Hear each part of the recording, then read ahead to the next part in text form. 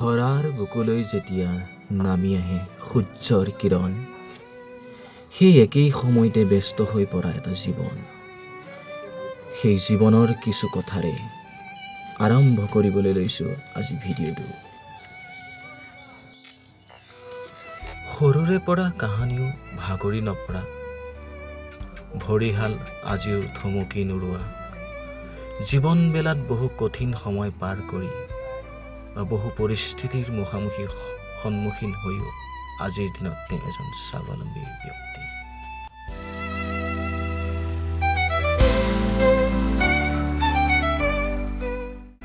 হয়, ভিডিঅ'ত দেখি থকা মই এই মানুহজনৰ কথাকে ক'বলৈ ওলাইছোঁ।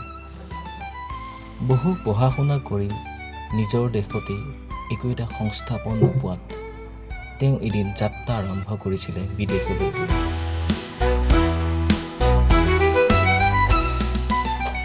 জীৱনৰ বহুখিনি সময় বিদেশতেই কটাবলগীয়া হৈছিল।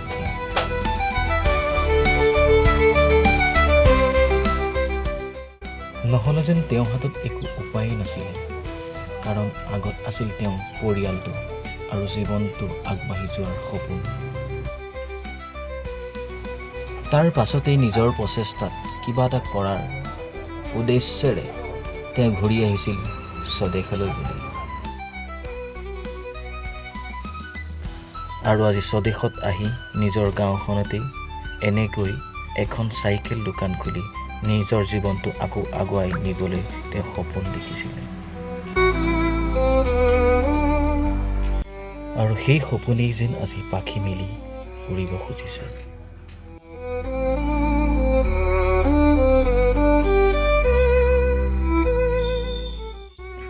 হয়, খুব সুন্দৰকৈ তেওঁ ব্যৱসায়টো চলি গৈছে। আৰু কাম কৰি কৰি ভাগৰি নপৰা এই জীৱনটোৱে বহু কামেই কৰিবলগীয়া হৈছে। গেছৰ চৌকাকে আদি কৰি চাইকেল, বাইক যত যিবোৰ আছে সকলোবোৰ তেওঁ মেৰামতি কৰি আজি তেওঁ সুন্দৰভাৱে জীৱনটো আগবাঢ়ি যোৱাত তেওঁ সহায় হৈছে।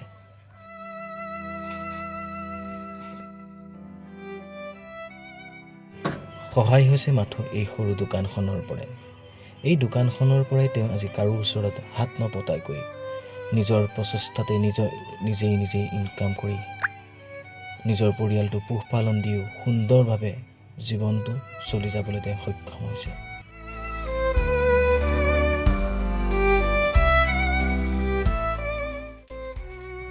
হয়, বহু কঠিন জীৱনটো যেন তেওঁ আজি সহজ কৰি তুলিব পাৰিছে।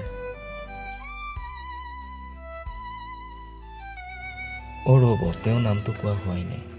তেওঁৰ নামটো হৈছে ত্ৰৈলোক্য দাস। আৰু সকলোৱে দাস দাস বুলি মাতোতেই তেওঁ বোলে চাইকেল দোকানখনৰ নামো চাইকেল দাস ষ্ট'ৰ ৰাখিছে। আৰু আপোনালোকো আহিব চাইকেল দাস ষ্ট'ৰলৈ যদি তেনেকুৱা কিবা সমস্যা থাকে।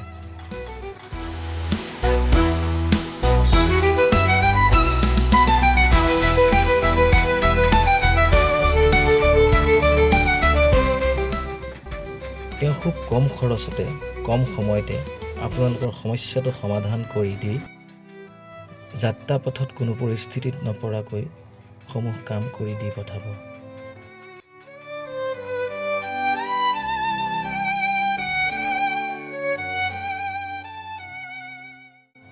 ঠিকনাটো মই আকৌ এবাৰ কৈ দিছোঁ, ৯৯ চকৰি গাঁও, ত্ৰৈলোক্য দাস চাইকেল ষ্ট'ৰ। আপোনালোক আহিব মাথো।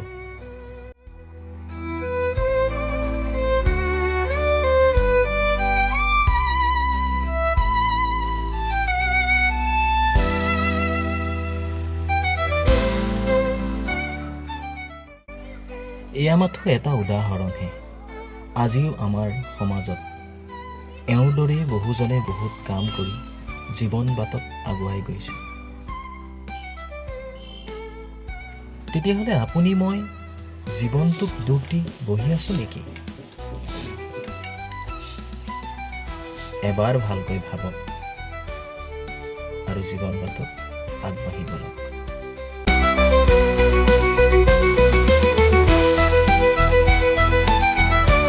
আজিলৈ ভিডিঅ'টো ইমানতে সামৰিলোঁ।